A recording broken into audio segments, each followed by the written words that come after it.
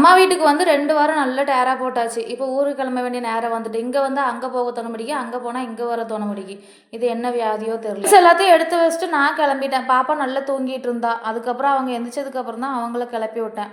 அதுக்குள்ள அவங்க அப்பா வந்துட்டாங்களா, அவங்க அப்பா வந்ததுக்கப்புறம் அவங்க கூட உட்காந்து ஒரே விளாட்டு அவங்களுக்கு. அப்புறம் டீலாம் போட்டு குடிச்சிட்டு பையன் தான் கிளம்பணும் அம்மா வீட்டிலேருந்து. இங்கேருந்து போகும்போது ஒன்றுமே கொண்டு போகாத மாதிரி இருக்கும். எங்கள் அம்மா வீட்டில் ஒன்றுமே இல்லைனாலும் என்னத்தையாவது பிறக்கி எடுத்து போட்டு ஒரு பை சேர்த்து தந்துடுது.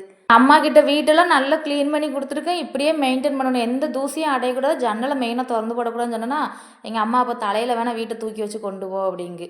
அதுக்கப்புறம் இங்கே வந்தாச்சு. இங்கே வரும்போதே எனக்கு ஒரு மனக்கவலை, நம்ம வீடு என்ன லட்சத்தில் கிடக்கும்னு.